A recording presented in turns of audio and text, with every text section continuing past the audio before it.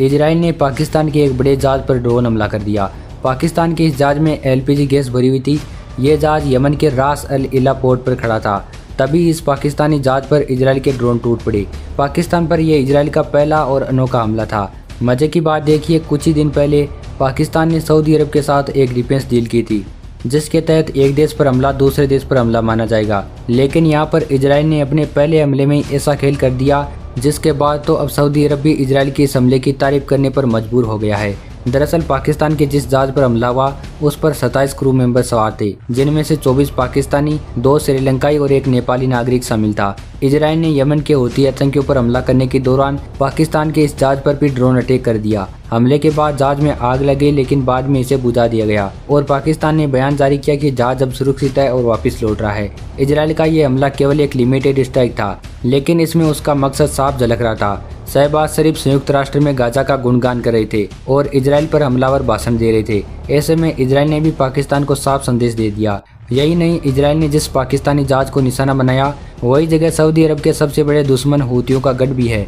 यानी इजराइल ने एक तीर से 2 निशाने लगाए, हूतियों को ठोका और साथ ही पाकिस्तान को भी सबक सिखा दिया। अब दोस्तों, असली धमाका यहीं से शुरू होता है, क्योंकि इस हमले के बाद सिर्फ पाकिस्तान ही नहीं बल्कि सऊदी अरब की भी बोलती बंद हो गई।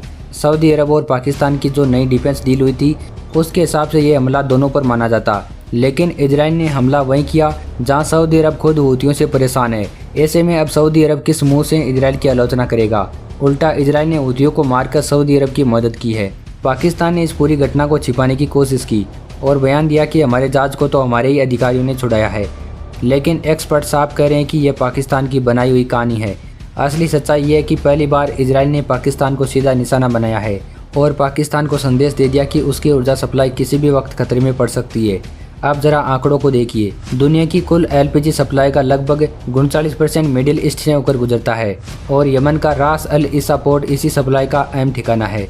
पाकिस्तान अपनी 70% एलपीजी खाड़ी देशों से आयात करता है, यानी पाकिस्तान की ऊर्जा लाइन वहीं से चलती है।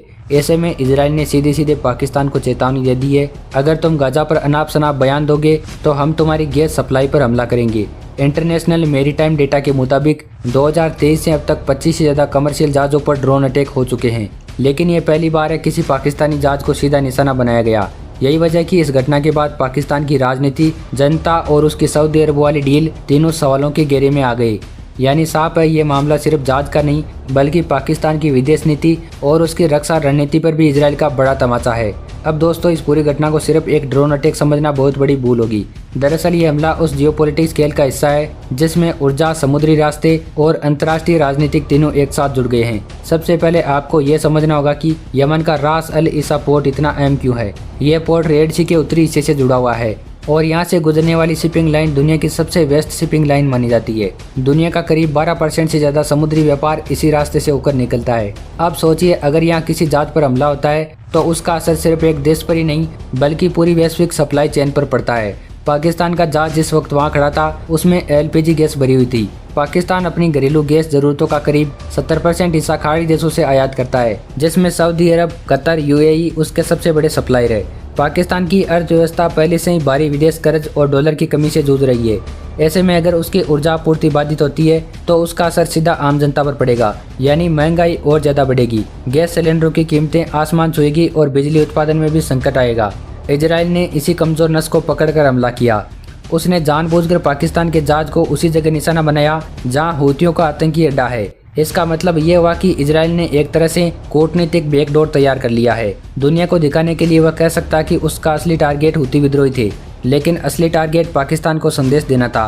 यही वजह कि इस हमले के बाद अब सऊदी अरब असमंजस में है। अब जरा सऊदी अरब पाकिस्तान डिफेंस डील पर नजर डालते हैं। यह डील अभी कुछ ही हफ्ते पहले हुई थी, जिसमें साफ लिखा गया किसी एक देश पर हमला दूसरे देश पर हमला माना जाएगा। इस डील का उद्देश्य था कि पाकिस्तान सऊदी अरब मिलकर क्षेत्रीय सुरक्षा को और मजबूत करेंगे और एक दूसरे का सहयोग करेंगे।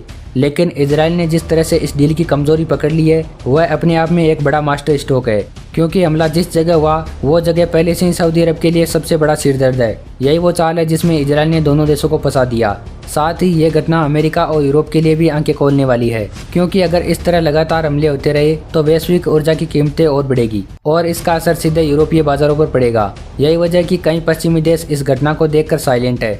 वे न तो पाकिस्तान के पक्ष में खुलकर बोले और न ही इजराइल की आलोचना की।